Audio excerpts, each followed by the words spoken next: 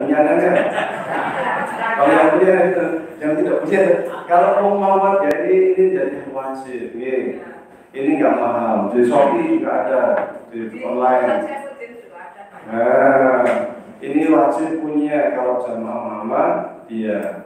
Termasuk fatwa hijil. Kalau SMP, SMA Muhammadiyah, perpustakaannya harus ada. Kalau perpustakaan AUN, Amal Usaha Muhammadiyah kok tidak punya produk tajid, baru harus cocok. Iya, membuat gedung miliaran bisa kok, 10.000, 20.000 nggak bisa kan? Nah, nggak cuma dibeli, tapi juga dikasih. Ini penting, mengingat saat ini di beberapa tempat muncul penggerobotan ideologi Muhammadiyah. Jadi supaya kita tahu jati diri kita sebagai warga Muslim. Jangan sampai kita membangun AUN, Amal Usaha Muhammadiyah, capek-capek ngeluarin duit yang isi ideologi lain. Sayang, ini banyak terjadi di mana-mana. Sekarang ini banyak terjadi. Maka peneguhan ideologi Muhammadiyah ini menjadi sangat penting. Kita harus tahu kita itu siapa. Sekali lagi jangan sampai membangun AUM Usaha miliaran yang ngisi orang lain, ini saya. Maka peneguhan ideologi menjadi sangat penting. Belakangan juga banyak muncul di kalangan Muhammadiyah. Kalau yang ngisi Ustaz Muhammadiyah sepi, giliran yang ngisi dari orang yang ideologinya lain, rame.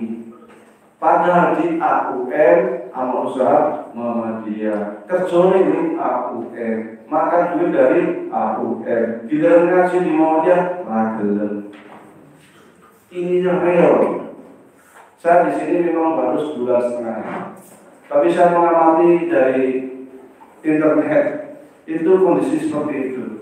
Dan bukan hanya mengamati dari internet, banyak rekan-rekan dari berbagai tempat, yang dari Kalongan, yang dari Lari, datang ke tempat kami, ngobrol-ngobrol, yang disampaikan sama. Sedang ada di grassroots, di kalangan akar rumput, sedang ada masalah terkait ideologi Muhammadiyah. Sebabnya apa? Sebab utamanya adalah karena pengajian di akar rumput sepi. Masjid-masjid Muhammadiyah yang mestinya itu diisi dengan pengajian sepi. Giliran ada orang lain yang masuk isi pengajian menjadi ramai, kita kelimpungan. Karena dari luar kalau ngaji kita ditumpuk, giliran kita kalau ngaji yang dibahas politik. Akhirnya ada kerinduan dari jamaah, ada kangen untuk ngaji kita. Karena secara umum memang di Muhammadiyah krisis ulama. Diakui atau tidak memang seperti itu. Katakanlah di cabang sini berapa yang bisa ngaji kita? Kan jadi menjadi. Bahkan mungkin di KPDN berapa yang pakar ilmu agama? Mungkin kalau kedokteran banyak, ada PKU segala macam kan, yang dokter, insinyur. Tapi yang pakar hadis, pakar tafsir, pakar fikih, pakar fikih perbandingan mazhab dan lain sebagainya berapa? Maka kajian-kajian Islam menjadi darurat, menjadi penting. Yang namanya sumber daya manusia SDM itu tidak kalah penting dengan bangunan. Membangun gedung itu memang sulit, tetapi membuat SDM itu lebih sulit. Perlu kesadaran. Dan membuat SDM itu perlu by design, perlu didesain, perlu dirancang, ada cetak biru. Sekiranya kita punya cita-cita bahwa ke depan harus ada kiai di Muhammadiyah, ya harus dari sekarang menyekolahkan anaknya, kadernya di pesantren, kemudian nanti kita berbuat ini yang memang jurusan keislaman. Karena berdasarkan pengalaman Muhammadiyah itu kalau masuk pesantren jadinya sekolah itu banyak terjadi. Namanya pesantren, tetapi di dalamnya tidak ada ngaji kita kuning, adanya tasbih. Sehingga ketika keluar pesantren suruh ngajak Jurumia, suruh ngajak Alfiah bingung, berbagai fikir-fikir perbandingan mata tidak paham. Ini kan persoalan. Tidak semua, cuma banyak ceritanya, tidak semua. Nah, kita sekarang sedang belajar membangun pesantren. Alhamdulillah pesantren Muhammadiyah sekarang sangat besar. Sudah 400 lebih pesantren. Tahun 2005 itu hanya nggak nyampe 60-an. Tapi kemudian para asatidz Muhammadiyah nyadar kita ini krisis.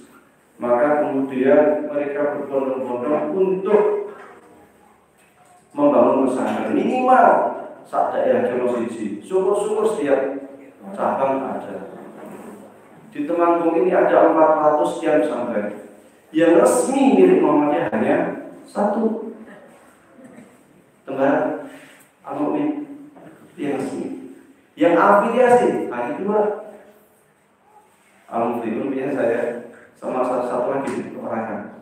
Menara Quran lupa saya. Benar. Sisanya bukan milik kita. Dan ini saja sudah menunjukkan bahwa kita itu krisis. Ketika hendak ceramah kita bingung sopo yang dia di situ enggak. Kan seperti itu. Padahal yang namanya penguasaan terhadap keilmuan Islam itu menjadi roh bagi Muhammadiyah. Muhammadiyah itu gerakan amal ma'ruf dan munkar yang kembali kepada Quran Sunnah. Nah, kalau tidak ada yang menggawangi, tidak ada yang menggoni kembali ke Quran Sunnah, terus nanti kembali kemana? Nggak bisa kembali ke Sunnah yang Quran Sunnah. Apalagi kita sebagai organisasi yang sangat besar. Ya harus orang yang benar-benar memahami Al-Quran dan Sunnah.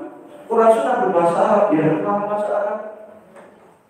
Untuk Quran Sunnah, rohnya ilmu Arab, ilmu bahasa, batik, bayan, ma'ani, macam-macam. Tafsirnya, nasih, maksud, sufi, ilmu Quran, ilmu hati dan sebagainya. Tidak mudah. Maka di Al-Azhar untuk kaderisasi ulama itu disiapkan dari TK di Universitas Al-Azhar Kairo. Dari TK. Dan sistem pendidikan di sana ada 2 macam sistem yang digunakan dan dua-duanya sangat kuat. Yang pertama secara struktural dalam artian dia memang ya tetap semua struktural ya. Maksudnya resmi itu formal jenjang S1, S2, S3, SD, SMP, SMA yang dia punya ijazah resmi lembaga. Yang kedua yang non formal, pengajian di masjid. Namun pengajian di masjid ini yang isi juga para profesor.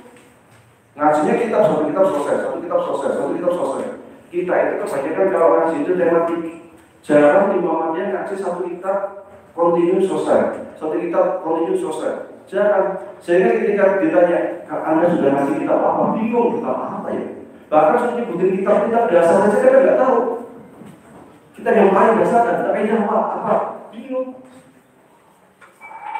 Makanya kajian yang metodologis, yang sistematis itu menjadi sangat penting supaya kita belajar itu lebih sistematis. Pemikiran kita itu terstruktur. Kalau dari awal itu loncat-loncat, maka kajiannya juga loncat-loncat, pemikirannya juga tidak struktur. Maka sesungguhnya kajian-kajian seperti ini, katakanlah seminggu sekali seumpama itu atau 2 minggu sekali, itu butuh kiai yang memang kerjanya menggoni, ngeremi, yang selalu bersama jamaah membawa satu kitab itu diselesaikan. Kalau seperti itu akan metodologis. Jadi kita selesai ngaji itu tahu, oh ini kitab ini isinya ini, nanti naiknya ini. Jadi terstruktur. Tidak loncat sana loncat sini. Akhirnya pemikiran kita juga loncat, tidak metodologis. Cuma kajian seperti ini yang jadi persoalan seringnya terkait dengan SDM. Ini sopo yang mau mengampung ngeremi jamaah di sopo. Ini kan jadi persoalan. Maka lagi-lagi terkait dengan SDM khusus untuk ngaji ini menjadi penting. Memang di Temanggung juga ada training tadi ya, sudah tahun kedua. Ini sangat bagus. Dan yang lebih penting lagi sebenarnya bukan training dari itu, tetapi follow up-nya apa yang akan dilakukan setelah training.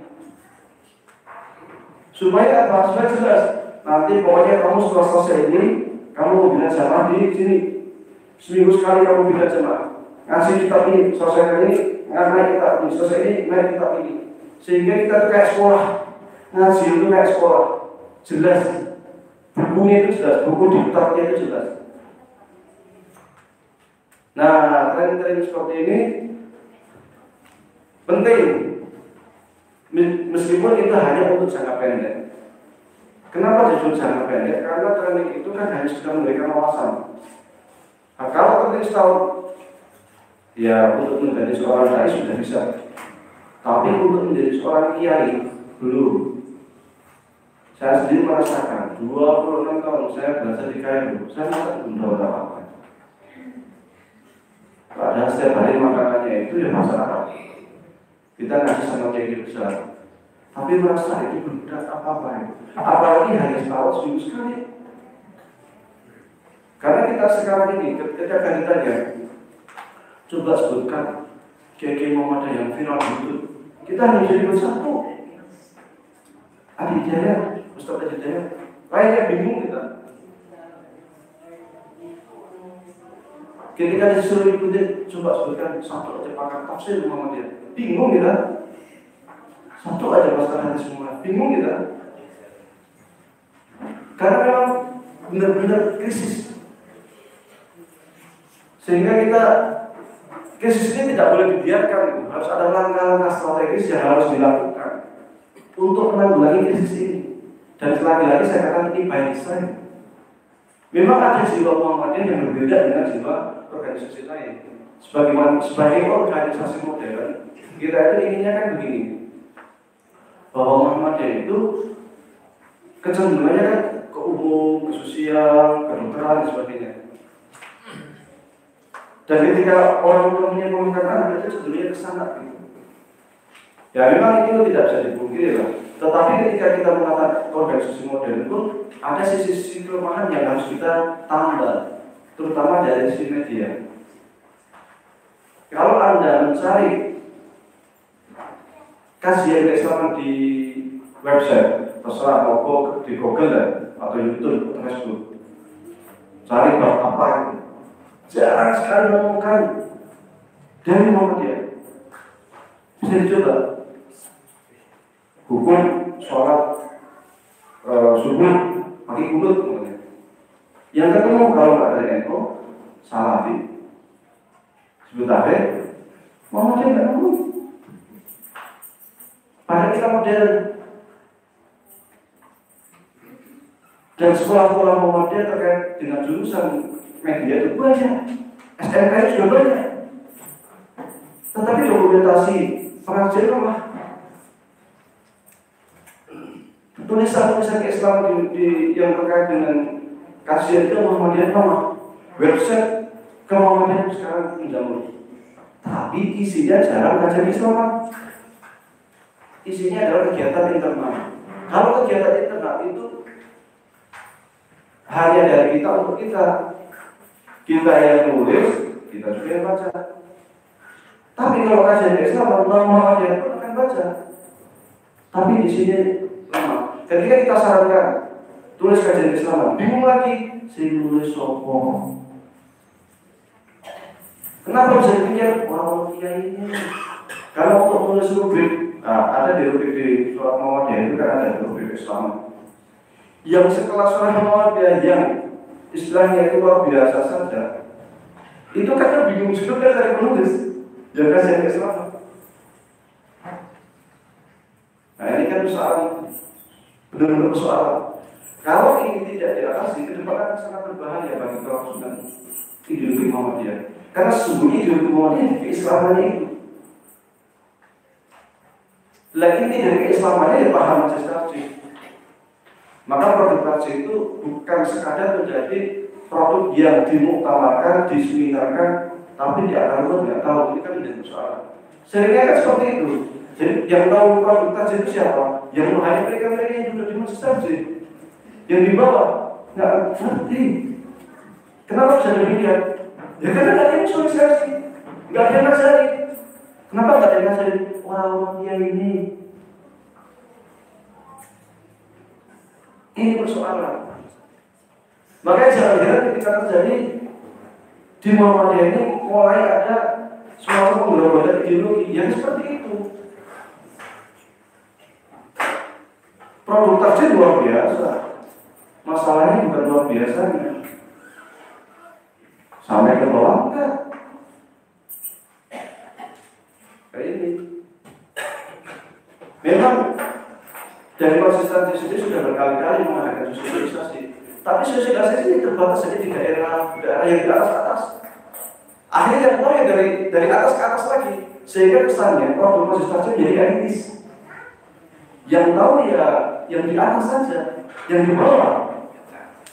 Padahal kita memahami, padahal sekali nguras masjid, dana yang dikeluarkan miliaran hanya untuk memutuskan sholat subuh pakai turun tangga, itu dana yang dikeluarkan miliaran.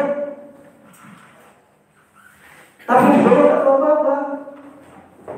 Lagi-lagi orang-orang kiai ini masalah. Dan masalah ini harus menjadi tanggung jawab kita bersama. Bukan tanggung jawab mereka-mereka yang duduk di majelis taklim. Bukan. Karena mamanya itu gerakan dari bawah ke atas.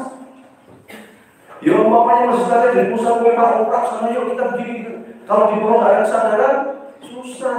Di bawah nggak ada yang punya niatan nyepulangkan anak ke pesantren menjadi seorang kiai, susah. Wah sekarang pesantren mahal nih. Umpamanya sekarang masuk pesantren, sekarang SPPM baru masuk aja uang pangkal 35 juta 25. Ya kan tidak semua seperti itu. Satu ya. Yang kedua, ya kan ada nazis. Bisa kerjasama dengan nazis karena uang nazis bisa digunakan untuk fisabilillah. Salah satu bagian daripada hak harta zakat mal itu adalah sabilillah, dan sabilillah itu bisa digunakan untuk pengembangan SDM, termasuk memberikan santunan beasiswa bagi mereka yang hendak belajar agama dan agama. Kita di Mesir, orang Mesir itu orangnya sangat luman, sangat nyah-nyok, terutama untuk para santri yang belajar agama. Mesir itu ngasih duit atau ngasih uang yang seperti ke mahasiswa Indonesia saja.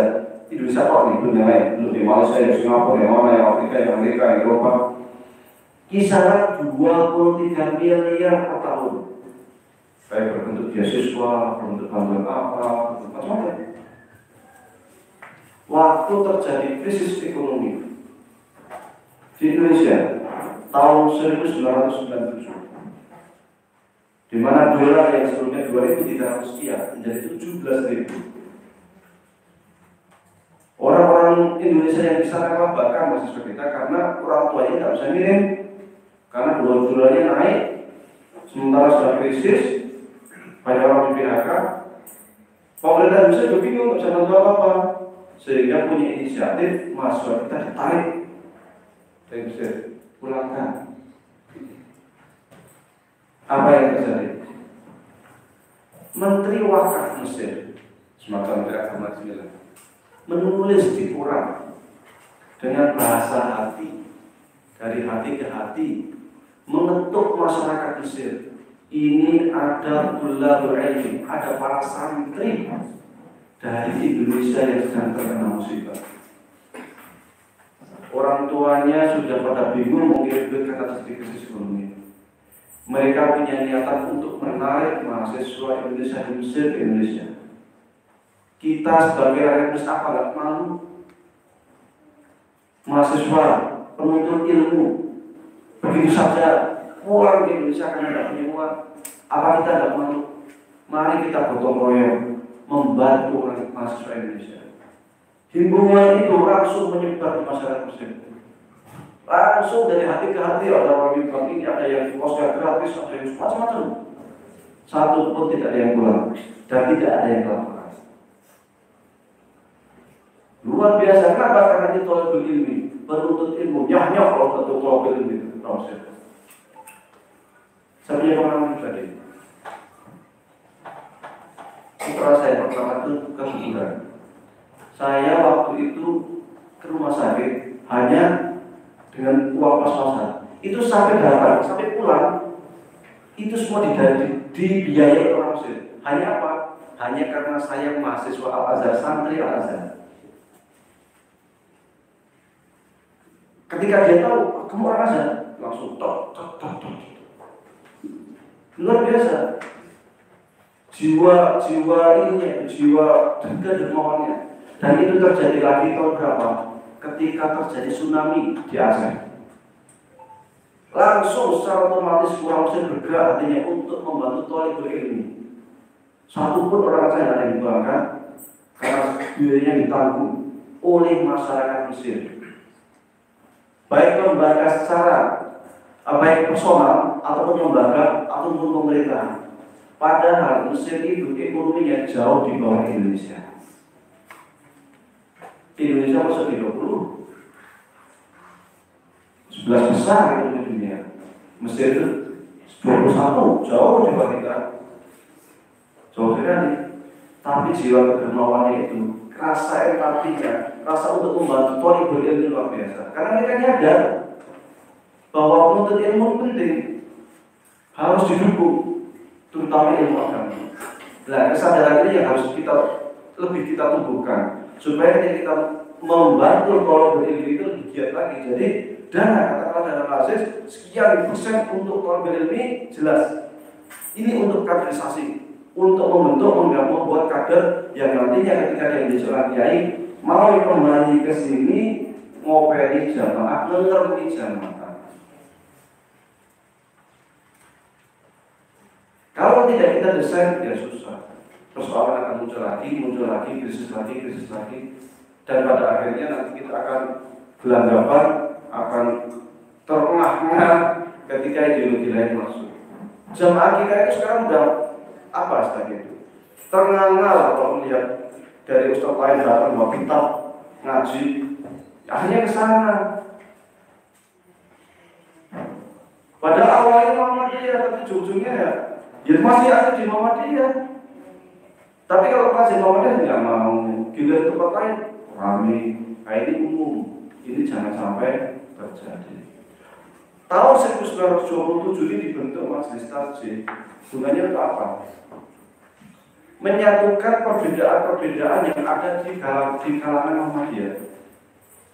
Karena perbedaan itu sesuatu yang lumrah, maka perlu penyatuan. Jangan sampai kemudian perbedaan ini menimbulkan perpecahan. Maka ada perlu pendapat yang harus diputuskan dianggap kuat oleh Majelis Tarjih, oleh Muhammadiyah akan dijadikan sebagai pegangan. Tahun 1900 berapa?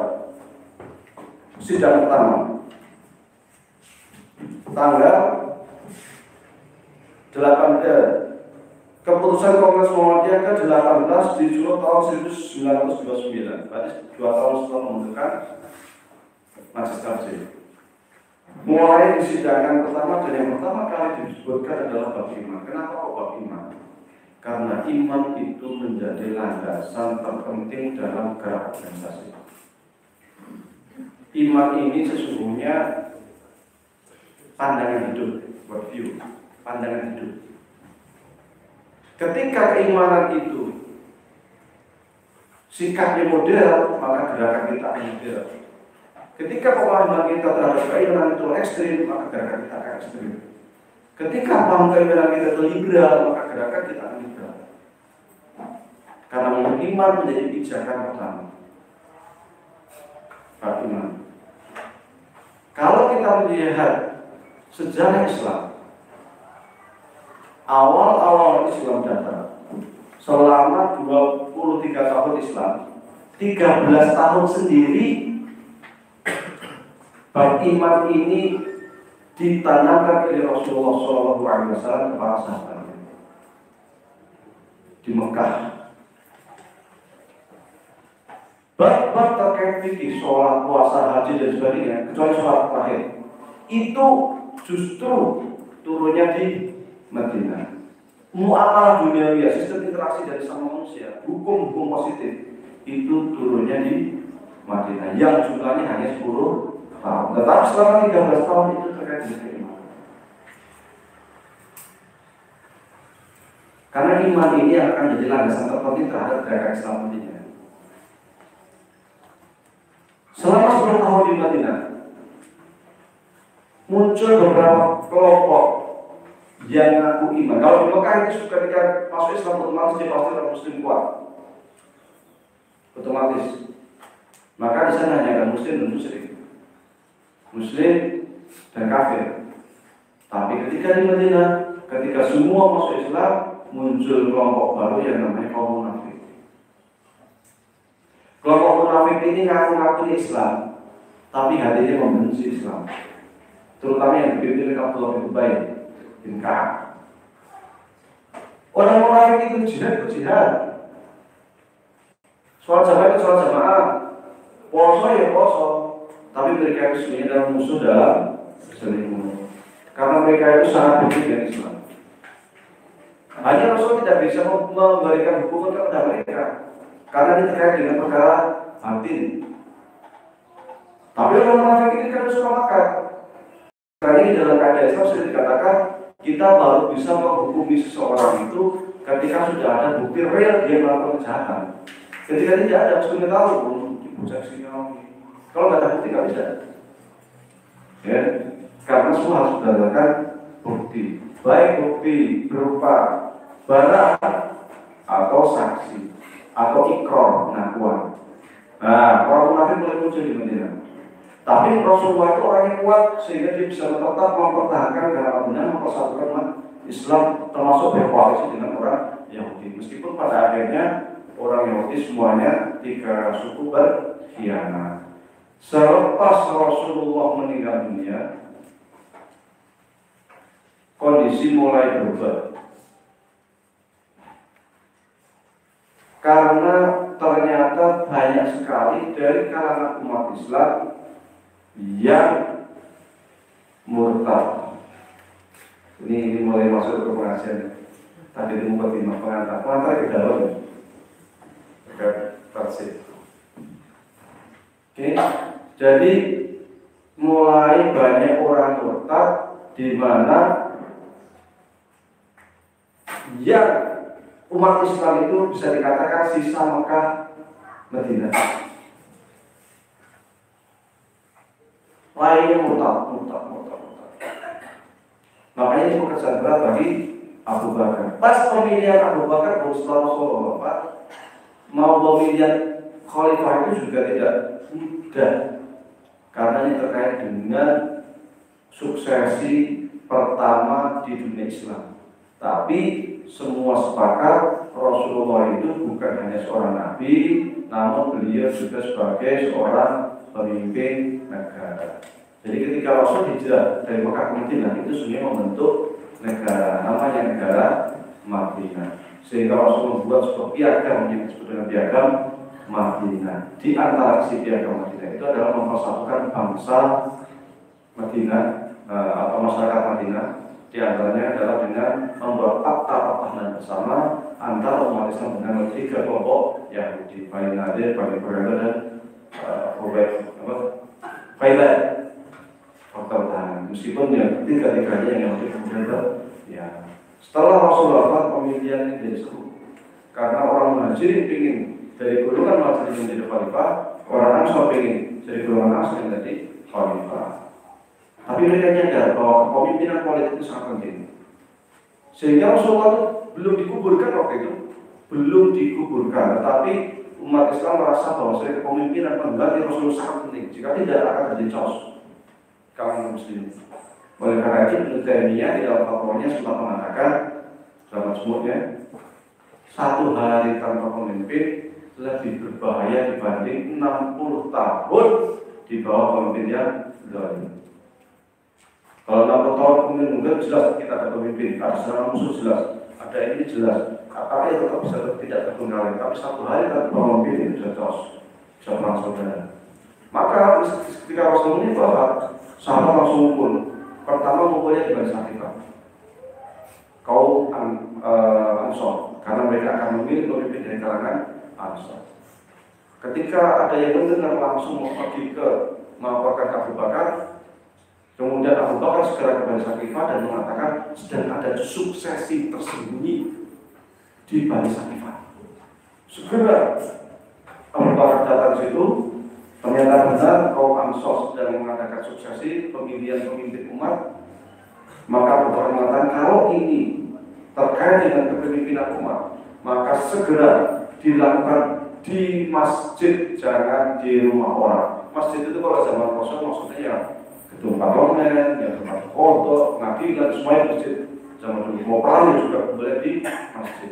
Jadi kalau memang untuk suksesi, lakukan masjid. Langsung mereka langsung ke masjid, belum mengajirin yang lain, panggil. Di dalam masjid ketika akan terjadi pemilihan, ramainya luar biasa. Ramai sampai pada angkat suara biasa pemilihan pemimpin. Orang mengajirin pokoknya harus dari kalangan kami yang jadi pemimpin, yang jadi presiden ya. Orang Ansor pokoknya harus dari kalangan kami. Ayat-ayatan sampai di masjid itu suaranya itu sini sono naik, sini naik, ramai yang minta ampun. Untuk memilih Abu Bakar itu enggak gampang. Sampai kemudian orang Ansor itu mengatakan, udah dia aja dah, daripada kita ribut, Muhajir punya presiden sendiri, Ansor punya presiden sendiri. Kedua, biar adil. Wah, ramai. Baru ada yang menuntut Abu Bakar ke depan. Ini Abu Bakar As-Siddiq. Beliau ini yang menemani Rasulullah SAW di jalan. Beliau ini yang ketika Rasulullah sakit, Rasul mewakilkan atau memerintahkan Abu Bakar untuk menjadi wakil yang menjadi imam sholat. Maka saya baiat Abu Bakar menjadi pemimpin. Baru setelah itu diikuti dari Umar dan kaum Muhajirin, kaum Ansar semua berbaiat. Kemudian 2 tahun Abu Bakar itu hanya untuk perang melawan orang murtad. Tapi setelah 2 tahun stabil. Abu Bakar itu bisa dikatakan dia punya sumbangsih cukup besar karena bisa kembali menyatukan umat Islam yang sebelumnya banyak murtad dan sebelumnya keluar dari negara Madinah. Hanya 2 tahun Abu Bakar memimpin, tapi luar biasa. Kemudian diganti dengan Umar bin Khattab 12 tahun. 10 tahun. Kemudian Utsman bin Affan 12 tahun. Kemudian Ali bin Abi Thalib 6 tahun. Kemudian di masa Ali ini mulai muncul perpecahan umat terkait persoalan politik yang nanti punya implikasi dalam akidah, sehingga kita sudah perlu tajid ini nanti. Sebabnya apa? Sebabnya adalah bahwasanya Utsman bin Affan waktu memimpin menjadi khalifah 6 tahun pertama semua umat oke, tidak ada masalah. 6 tahun kedua sering dianggap nepotisme karena beberapa gubernur itu berasal dari keluarganya Utsman. Sehingga sering terjadi demo dari Mesir ke Madinah, demo dari Syam ke Madinah, demo meminta supaya Utsman adil dan sampai bahkan terakhir meminta Utsman itu turun dari khalifah.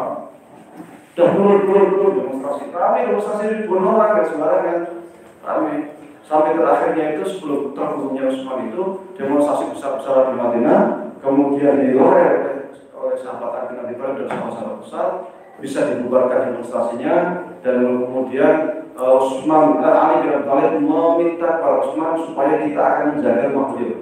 Karena Khalifah dulu belum punya istana, masih dulu. Kita akan siap untuk membentengi rumahnya Utsman, tapi kata Utsman tidak usah, nggak perlu. Lagi dari para demonstran sudah pulang, sudah bubar. Ali pun pulang ke rumah, para sahabat pulang ke rumah masing-masing. Tahu demonstran balik lagi masuk ke rumahnya Utsman dan membunuh sahabat Utsman. Ini kan demonstrasi besar, tidak tahu siapa yang bertanggung jawab, siapa yang membunuh. Demonstrasi besar. Setelah itu kemudian Ali bin Abi Thalib dibaiat menjadi khalifah, dan tanggung jawab terbesar Ali bin Abi Thalib adalah mengungkap siapa sesungguhnya yang membunuh Utsman bin Affan. Ali berat, ini bukan soal sepele, ini soal demonstran yang sangat besar. Siapa yang berada di balik pembunuhan Utsman ini tidak gampang. Aisyah sebagai keluarga, bagian dari keluarga Utsman sudah menuntut secepatnya, sehingga kemudian Aisyah ke Basrah kondisi di Madinah sudah nggak kondusif, sehingga oleh Ali bin Abi Thalib dipindah ke Basra, pusat pemerintahannya, ke Basra untuk menuntut terjadinya menuntut supaya segera diusut siapa pembunuh Utsman. Malah kemudian terjadi perang Jamal. Perang Jamal itu perang saudara antara sahabat Aisyah dan pasukannya bersama Ali bin Abi Thalib, yang kemudian digunakan oleh Ali bin Abi Thalib. Aisyah ditawan dan dikembalikan ke Madinah. Kalau perang Jamal tidak terlalu besar, karena pasukan Aisyah tidak terlalu besar. Itu sesungguhnya perang terjadi karena fitnah. Sini muaskar tempat berkemahnya Aisyah, sini tempat berkemahnya pasukan Ali. Kemudian ada yang menyulut peperangan, dilempar ke sini, dibilang sini nyerang, dilempar ke sini, dibilang sini nyerang, sehingga terjadi pertempuran. Orang seperti itu. Tapi setelah Aisyah muncul gerakannya di Syam, Suriah, yang dipimpin oleh Muawiyah bin Abi Sufyan. Yang menurut Muawiyah ini pasti pakai Islam juga. Karena itu pasukannya besar, pasukannya sangat besar, menyerang Imam Ali, dan Ali juga membantu. Terjadi pertempuran biasa. Satu sama lain saya serang dan tidak ada yang kalah, tidak ada yang menang. Yang kemudian di akhir itu sebenarnya sahabat Ali sudah hampir menang. Hampir menang, tapi kemudian Muawiyah mengangkat Al-Quran, sudah kita damai. Ketika tidak damai, Ali menyetujui daripada perang damai. Pasukan Ali mulai pecah dan mengatakan, ngapain kita damai? Pertama, kita dalam posisi yang benar. Yang kedua, kita bertumpah-tumpah dalam berbeda ribuan yang lain. Enak sekali ya. Kelompok ini kemudian keluar dari kelompok pasukan Ali. Jumlahnya besar, kisaran 12.000 pasukan keluar dari pasukan Ali. Mereka membentuk kelompok sendiri namanya Al-Khawarij. Kelompok Khawarij. Paham ya, Khawarij? Artinya ada yang konsisten dengan pasukan Ali. Kita damai. Nah, pasukan Ali kemudian membentuk sebuah kelompok baru namanya Syiah. Syiah tadi pendukung. Yang Muawiyah disebut Syiah juga cuma namanya Syiah Muawiyah, ini Syiah Ali. Maksudnya pendukung Muawiyah, pendukungnya Ali. Ada kelompok Khawarij yang menyebutnya sebenarnya biar kerok perpecahan umat itu 3 orang. Satu Ali bin Abi Thalib, 2 Muawiyah bin Sufyan, 3 Abu bin As. Ini 3 orang biar keroknya. Sehingga pada saat pecah bunuh-bunuhan perang saudara. Kalau itu kita bunuh ketiga-tiganya. Akhirnya kelompok Khawarij ini bergerilya ingin membunuh 3 orang. Satu Ali bin Abi Thalib yang sedang sholat ditikam, akhirnya meninggal dunia. Muawiyah ini selamat, Abu bin As selamat. Setelah hari ini, orang-orang di Syam, Suriah membaiat mengangkat Muawiyah menjadi presiden khalifah. Tapi kelompok di Madinah mengangkat Hasan bin Ali sebagai khalifah. Pecah lagi umat Islam menjadi 2 khalifah, 2 pemimpinan. Abu Bakar, Umar, Utsman, Ali 1 khalifah. Zaman Ali meskipun terjadi kontrak politik, tapi tetap 1 khalifah. Untuk pertama kalinya zaman Hasan bin Ali terjadi 2 khalifah. Satu ada di Madinah, satu ada di Suriah. Tapi para ulama mengatakan yang paling sah sebenarnya di Madinah, karena yang membaiat Hasan adalah para sahabat besar. Tapi 6 bulan kemudian Hasan berpikiran sekiranya terjadi seperti ini terus-terusan, maka umat akan jadi korban. Maka dia pergi ke Syam, menyerahkan kepemimpinan kepada Muawiyah, sehingga umat Islam kembali satu. Secara politik atasnya satu, bawahnya membakar. Kelompoknya Khawarij makin tajam, Syiah makin tajam, Muawiyah ini perang-perang sendiri-sendiri. Dan kemudian mereka menggunakan ideologi, menggunakan terma-terma agama untuk mendukung politiknya itu. Mulai muncul ideologi agama yang sesungguhnya merupakan politik yang dibungkus agama. Maka jangan heran kalau zaman sekarang ada pemilu biasanya mbok-mboknya nggak pakai kerudung, pas ingin nyalak pakai kerudung. Itu sejak zaman dia, sejak zaman dulu kalau udah mau politik itu pakai bungkus agama, kasih ayat Quran, kasih ini, terus dia membungkus persoalan politik dengan agama. Ya memang benar Islam antara Islam dan politik itu satu-satu, nggak bisa pisahkan. Tapi kadang kita bingung yang di bawah ini, karena sering dibungkus di ujung-ujungnya kita mendorong mobil, mogok. Waktu pemilu religiusnya minta ampun, jadi imam sholat, jadi apa setelah di atas lari kabeh, akhirnya muncullah kelompok-kelompok Islam yang mana mereka punya ideologi politik yang kemudian dibungkus dengan ideologi agama. Di antara Khawarij yang dia mengatakan bahwa la hukma illa lillah, bahwa hukum itu hanya hukum Allah. Tapi mereka menafikan hukum lain. Waduh, dan lucu. Lanjut. Saya Oke, saya tadi sampai ini sampai ke tafsir saya cepat-cepat. Nanti kenapa Pak Tafsir menggunakan salah satu ideologi akidah untuk kemudian dijadikan bahan tafsir. Khawarij ini kelompoknya punya rumusan politik. Di antaranya adalah bahwasanya yang berhak menjadi pemimpin politik itu bukan hanya dari keturunan Ali bin Abi Thalib, tetapi siapapun itu berhak menjadi presiden. Bukan kayak orang Arab itu bisa. Tuh. Sementara bagi kalangan Ali bin Abi Thalib menurut Musyar nggak bisa. Yang berhak menjadi pemimpin umat itu hanya keturunan Ali. Ini punya yang orang Khawarij punya apa dalil? Inna akramakum indallahi atqakum. Sama dia bertahu kapan di mana saya bisa menjadi khalifah. Orang Syiah juga harus punya sadaran. Dia mengatakan bahwasanya sebelum Nabi Muhammad meninggal telah memberi wasiat kepada Ali, sehingga kalau adanya apa namanya itu Ali al-Babuha ana madinatul ilmi wa Ali al-Babuha faman arada madinah wal fatiha min babiha falyatina min babiha. Itu sebenarnya agak kesia-siaan.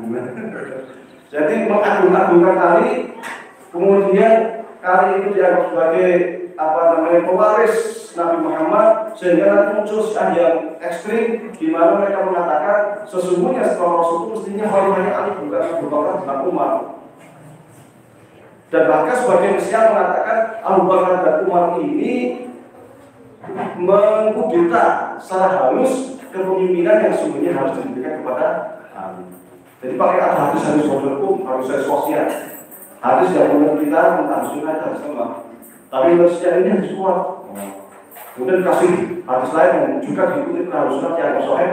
Di antaranya itu bahwasanya Ali sayang dan Ali itu bagaikan Musa dan Harun. Ayat yang dijadikan sandaran dan sebagainya banyak sekali kalau kita rujuk di kitab Syiah terkait dalil yang digunakan. Kebetulan saya banyak diskusi berjilid-jilid langsung yang dalam Syiah, lama Syiah, termasuk jilid-jilid Syiah dan sebagainya. Lah, yang ini Muawiyah juga punya dalil. Semua berbeda dalil. Yang paling ekstrim adalah pendapatnya Khawarij yang mengatakan bahwa siapapun pelaku dosa besar maka dia harus dibunuh. Dia harus dibunuh. Karena pelaku dosa besar itu kekal dalam neraka. Maka muncul gerakan ekstrim. Khawarij adalah gerakan ekstrim sangat ekstrim. Pokoknya butuh ideologi, butuh pemikiran. Kayak Ustaz Surya itu isi semacamnya Ansarul Qaum ini Jamaah Hijrah saya di Mesir. Kalau di Mesir benar nggak ada. Sama ekstrim. Di mana ketika melihat perbedaan, bom. Pokoknya dia sesuai dengan ideologinya, bom. Tembak, bom. Wah, ngeri sekali. Saya waktu di Mesir lihat, ngeri. Dan di Mesir terjadi. Kalau di sini mudah-mudahan enggak. Jadi kantor polisi dibom, tadi tembak, orang lagi kurang yang enggak sesuai dengan pemikirannya, para saudara yang dianggap merasa tembak. Makanya kalau di Mesir itu presidennya harus diktator. Kalau presidennya nggak diktator nggak jadi. Rakyatnya keras, keras lah itu. terjadi pemberontakan di daerah sini sana, perang Afrika terjadi perang, Suriah yang babak belur yang hancur-hancuran, ISIS. Ya itu kan ideologi itu, ideologi. Pokoknya orang ini kafir, demokrasi tohut, hormat kepada pembela sirik, kekuburan transnasional sirik, tabarukan sirik, wah kabeh sirik. Ideologi-ideologi yang mesti sirik kafir itu sudah dari ideologi Khawarij yang sekarang ini sudah banyak bermunculan di Indonesia. Maka kita harus jelas membedakan mana ini fikih, mana ini akidah. Kalau nggak ada yang ragu, ketika sama ragu dibikin sirik kafir musyrik, padahal implikasi sirik kafir musyrik ini tidak sederhana. Kalau kita sudah mengklaim orang ini sirik, ketika dia jadi imam sholat, kita bangun nggak sah. Nggak bisa dia dinikahi umat Islam. Kalau dia sudah nikah, silakan. Kalau dia meninggal, anaknya nggak bisa habis. Wangel. Jadi gampang mengatakan orang musyrik sirik macam-macam itu. Makanya para ulama jelas menggariskan ini loh bahasa akidah, ini loh bahasa fikih. Kalau hukum dalam akidah itu kalau syirik, musyrik, kafir, muslim, mukmin, munafik, kalau dalam fikih haram, halal, mubah, sunnah, makruh. Levelnya beda, fikir rendah, maka jangan sampai ragu. Masalah tawasulan, ziarah kubur itu masalah fikir, tabarukan itu masalah fikir. Jangan masalah fikir dibawa ke masalah akidah. Wah di sini musyrik kafir, jadi pemahaman kita milik Khawarij, syirik kafir musyrik. Untung aja kalau nggak pakai bohongan. Nggak ada kalau pakai di luar tengah. Syekh yang paling terkenal Ahlussunnah yang sangat kuat itu Syekh Muhammad Al-Buti sedang ngisi ngaji seperti ini di masjid di Syahid.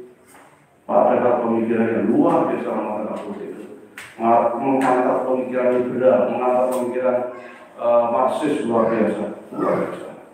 Tapi karena beliau itu orangnya ya kalau seperti ini ya ini masalah fikih, ini masalah jelas batasannya. Dianggap terlalu toleran. Mau di masjid ada kuburan tidak dibolehkan, itu musyrik nggak kuburan harus dibom. Kan repot. Ini Khawarij. Zaman dulu ini tidak ada. Kemudian muncul Syiah ya. Quran kira sempurna, separuh Quran hilang nih. Ada surat Fatimah nggak ada. Separuhnya nanti dulu nggak ada Quran sudah dibuang sama Ahlussunnah. Umpamanya wah, kalau soal Quran itu soal fikih, nanti harus ada Imam Mahdi, soal macam-macam, ya kan? Ini sesat, Khawarij, ya sesat Khawarij, mesti bikin kafir, bikin musyrik bahaya di dunia Islam bisa pecah belah perang saudara seperti yang di Suriah, di Yaman, di apa akibat pemikiran Khawarij. Sebenarnya itu jangan sampai ada di Indonesia. Siap maka kita jangan sampai kita berdialog bekerjasama dengan kelompok seperti Syiah karena mereka sudah bermasalah. Mu'tazilah tadi sudah ngomong. Yang sekarang kan kelompok Syiah Khawarij ini sebenarnya. Ahlussunnah itu Abu Hasan Al-Asy'ari. Sebelum itu Abu Hasan Al-Asy'ari. Ini sudah kapan? Jadi sebelum Abu Hasan Al-Asy'ari itu muncul sebenarnya adalah Ahmad bin Hanbal. Ahmad bin Hanbal ini dia menentang berat Mu'tazilah. Mu'tazilah ini dia politik juga sebenarnya karena dia menguasai khilafah Abbasiyah di waktu itu. Zaman yang Mutawakkil, zaman Al-Ma'mun dia menguasai. Tapi dia mengatakan Quran makhluk, bukan hanya itu. Dia menempatkan akal di atas nas, di atas Quran dan Sunnah. Meskipun itu menjadi perdebatan kalah. Tapi soal yang terpenting adalah soal politik di mana Mu'tazilah itu memberangus siapapun yang bertentangan dengan ide Mu'tazilah, sehingga termasuk Ahmad bin Hanbal dipenjara, dipukuli dan lain sebagainya. Nah, kemudian setelahnya muncul Imam Abu Hasan Al-Asy'ari yang merumuskan akidah Ahlussunnah wal Jamaah. Kalau ingin tahu prinsip Ahlussunnah wal Jamaah itu sebenarnya ada di HPT, Majelis Tajwid sudah lengkap. Lah karena banyak muncul berbagai kelompok Islam itulah kemudian Muhammadiyah perlu merujukkan kita ini ikut siapa, mana yang benar menurut Muhammadiyah. Apakah Syiah, apakah Khawarij, apakah Mu'tazilah, apakah Murji'ah dan sebagainya. Maka perlu yang namanya ditarjih, dikuatkan oleh HPT. Karena itu akan menjadi langkah kita ke depan. Maka kemudian tahun 1999 dirapatkanlah Muhammadiyah ini menggunakan mengeluarkan pendapat terkait akidah adalah ahlul haq was sunnah. Apa itu ahlul haq was sunnah? Ahlul haq was sunnah merupakan istilah yang digunakan oleh Imam Asy'ari dalam kitabnya Al-Burhanah.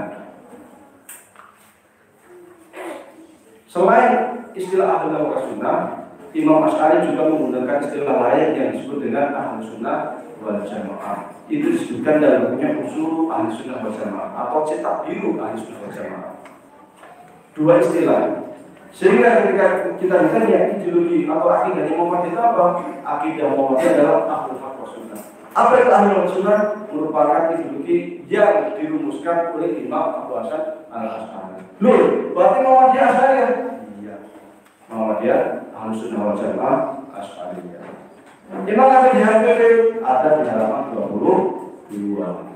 Di halaman 22 disebutkan pemilik takwa jami ada di kemungkinan di kanan dari haki wasunnah. Siapapun yang sesuai dengan prinsip-prinsip yang ada di HPP ini, yang iman ini, maka dia termasuk golongan hak wasunnah. Jadi banyak bukti-bukti bahwa Muhammadiyah adalah sunnah, di antaranya adalah di dalam prinsip-prinsipnya itu mengatakan alam raya sebagai baru, tidak ada pembagian tauhid jadi satu. Al-ahadu fi uluhiyyati wa sifati wa af'alihi, seperti yang ada di halaman berapa ini? 14. Kemudian di halaman 18 terkait sifat juga dikatakan bahwa Muhammadiyah itu menggunakan takwil dan takbir. Wa dan nabi mudhari itu dari kata bertawaf wajib ikhlas kamu di taslim lillahi bi ilmi bi manahu ma'ikot dan zahir bermurad wa bi ta'wil taqumu ala qawli al-maqtul. Prinsipnya terkait dengan adanya syabiat Muhammadiyah menggunakan tafsir dan takwil. Jadi ini yang dikeluarkan oleh Muhammadiyah. Maka ketika ada orang Muhammadiyah kok ngaji kitab akidah Asy'ariyah, ya memang kita sadar. Maka saya sebelum terkait dengan Tuhan ini saya salah dengan buku saya judulnya Ahlul Haq was Sunnah Syarah Hubungan Tafsir Muhammadiyah Dokumen Bagian Ketuhanan, ada presiden yang bagian ketuhanan. Saya salah sampai presiden untuk menguatkan apa sesungguhnya akidah Muhammadiyah di dalam akidah ini. Karena memang saat ini terjadi rebutan dalam tanda kutip di akar rumput terkait akidah Muhammadiyah. Oke, barangkali demikian karena sudah jam 7:04. Saya buka sesi tanya jawab barangkali ada kita yang tidak bertanya, kami persilakan. Assalamualaikum warahmatullahi wabarakatuh. Silakan, ada dua yang masuk. Assalamualaikum warahmatullahi wabarakatuh. Waalaikumsalam. Terima kasih atas waktu yang diberikan. Yang pertama, perbedaan antara kaum Khawarij, Syiah, Mu'tazilah dan Mu'awiyah itu gimana? Kemudian yang kedua, bagaimana hukumnya sholat, kita sudah sholat asar, kebetulan kita masuk masjid, terus kita sholat tahiyatul masjid, itu hukumnya gimana juga? Dan itu ada. Masih siap ya? Biar nggak lupa. Ini perbedaannya ini sebenarnya panjang. Ini saya punya buku saya bawa ini kebetulan nih. Al-Farqu Bainal karya Al-Baghdadi. Al-Alim Abdul Qahir bin Muhammad Al-Baghdadi. Ini bahas tentang itu. Yang saya maksudkan tadi ngajak termasuk ke itu yang saya pertanyaan itu termasuk golongan sesat apa tidak? Satu, mereka sesat. Kalau sesatnya gimana? Lagi, saya kasih sederhana saja. Di antara sesatnya adalah kalau Syiah di antaranya sesatnya dia sebagian dari mereka menganggap Al-Quran tidak sempurna karena coba kedua. Kedua, mereka percaya bahwasanya ada imam yang ke-12 itu Ghaib. Ghaib itu artinya hilang dan nanti akan muncul lagi di akhir zaman yang disebut dengan Imam Mahdi. Imam Mahdi itu merupakan imam ke-12 dari saya yang hilang. Nah, ini dari sisi kemudian mereka juga sebagian, saya akan sebagian karena tidak semua Syiah ya. Sebagian dari mereka mengatakan ada namanya akidah budak, yaitu bahwa orang yang pernah lupa sehingga ingat persoalan lain sehingga hukum itu diganti. Ini hampir mirip dengan akidah Nasir dengan kepercayaan Nasir wal Mansur Bisuri, tapi konsepnya agak berbeda. Maksudnya menasahkan ayat Allah siapa ighfarin ha'au tidak. Ini kalau kita sunnah maksudnya adalah bahwasanya Allah menurunkan hukum itu secara periodik karena melihat kondisi sosial. Semisal dulu Umar diharapkan hanya diingatkan kalau sholat jangan mabuk, latar sholat untuk suka ya kan. Kemudian nanti muncul yang kedua bahwasanya Umar itu baik ketika baru haram ya kan. 3 kali. Ketika 3 kali ini makanya hukum yang pertama itu sudah tidak dipakai meskipun ayatnya masih ada. Ini namanya nasir wal mansur. Yang terakhir, hukum terakhir itu namanya an-nasir yang menghapuskan. Yang kedua ketiganya dihapuskan. Nah, tapi ini bukan lupa, Allah nggak lupa. Memang itu kehendak Allah untuk menerapkan hukum Islam pelan-pelan. Karena orang Islam sudah biasa minum khamar, jangan langsung haram khamar, nanti berubah usaha pelan-pelan. Pertama cuma diingatkan, kemudian naik lagi, kemudian rizul min amal syaitan setelah itu.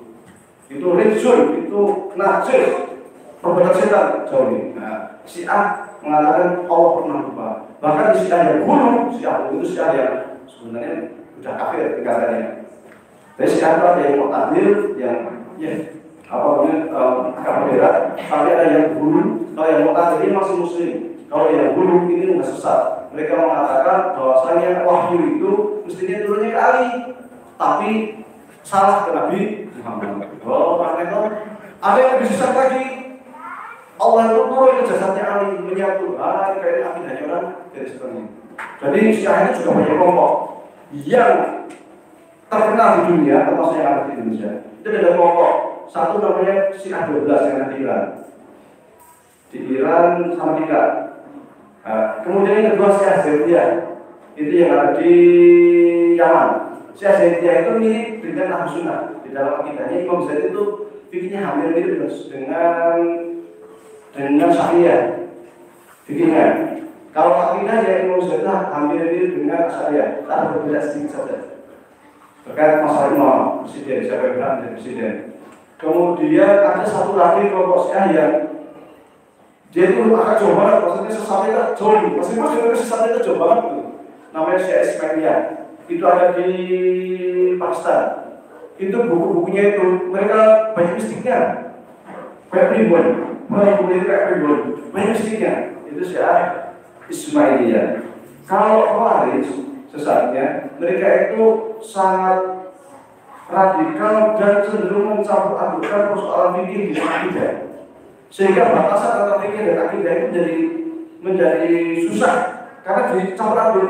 Contoh, ziarah kubur persoalan fikih, jadi boleh atau tidak, dianjurkan atau tidak. Kan kalau mereka tawasulan kubur musyrik, langsung tabarukan musyrik. Masjid Al Qudar musyrik, hajatnya dibikin musyrik kafir musyrik. Akhirnya ekstrimnya pemerintah menggunakan sistem demokrasi musyrik karena demokrasi barat itu kongkong. Akhirnya pemilu jangan ingin pemilu karena kita mendukung pemerintah yang tauhid, hukum kita hanya untuk Allah. Ini sebenarnya ideologi Khawarij seperti ini, dan ini mulai banyak muncul. Di antaranya kalau di Indonesia itu yang dulu ada sampai yang seperti ini. Sampai kelasnya di Mesir yang mendirikan namanya Ayman al-Zawahiri. Ayman al-Zawahiri itu kemudian dia lari ke Afghanistan koalisi dengan Usama bin Laden. Usama bin Laden itu membentuk gerakan namanya Al-Qaeda. Gerakan Al-Qaeda ini berbeda dengan sama Islam aslinya. Sebelum menyatu. Kalau sama Islam itu asli Khawarij. Kalau Al-Qaeda itu sebenarnya gerakan perlawanan terhadap Amerika dan sebagainya. Karena muncul dibentuk Amerika, aslinya Al-Qaeda itu dibuat Amerika. Tapi kemudian dia marah ke Amerika, makanya diserang itu kepentingan Amerika. Kalau ada gerakan Islam menyerang pemerintah Islam, pasti itu bukan Al-Qaeda. Pasti bukan Al-Qaeda. Itu biasanya saya katakan. Kalau Al-Qaeda itu diserang ke Amerika langsung, kedutaan Amerika di Nairobi, di Darussalam bom sama Al-Qaeda. Kemudian kapal Amerika di Yaman bom. Jadi kepentingan Amerika. Kalau mereka ditangkap, tidak boleh kan? Ini ideologi apa? Jadi kalau anggota yang ditangkap oleh pemerintahan Islam tidak boleh melawan. Nah, beda dengan Islamnya. Seharusnya justru pemerintahan Islam yang diserang. Mesir, Suriah, mana? Ini negara Islam yang diserang. Kalau ada apa saja. Tapi kemudian mereka kawin menyatu karena setelah pemimpin Al-Qaeda siapa namanya Ben Laden meninggal, maka kemudian diambil alih oleh Ayman Zawahiri. Ini gerakan Khawarij ya, Khawarij. Kalau yang Mu'tazilah itu biasanya fikihnya itu Syafi'i, fikihnya. Kalau fikihnya dia punya struktur sendiri yang sesungguhnya sesatnya itu tidak sesat-sesat amat seperti Khawarij ataupun Syiah. Dia masih agak bisa diterima. Di antara pemikir Mu'tazilah yang sangat terkenal namanya Qutb bin Jabar dan Musa al-Basri. Keduanya juga ngarang buku usul fikih, di mana kita usul fikih keduanya juga dipakai oleh Rasulullah. Untuk Syiah ada Syiah kemudian yang bukunya juga banyak digunakan di dunia Islam Sunni. Di antaranya adalah buku karya pakai saudara dan atau lain. Nah, atau ini tafsir kalau pakai saudara filsafat khusus. Tuh. Saudaranya apa tadi? Mursyah itu luas sekali tidak ada di Singapura. Mursyah. Itu yang terkait dengan gerakan Islam sesatnya di situ. Kalau kita, insya Allah kita ikuti Ahlussunnah wal Jamaah yang ada di yang pertama. Itu apa tadi? Oh, sholat. Silakan sekiranya Anda sudah sholat asar di rumah, pas mau masjid, sholat masjid, silakan sholat sunnah apa-apa. Karena beda. Jadi sholat tahiyatul masjid itu sholat untuk menghormati masjid.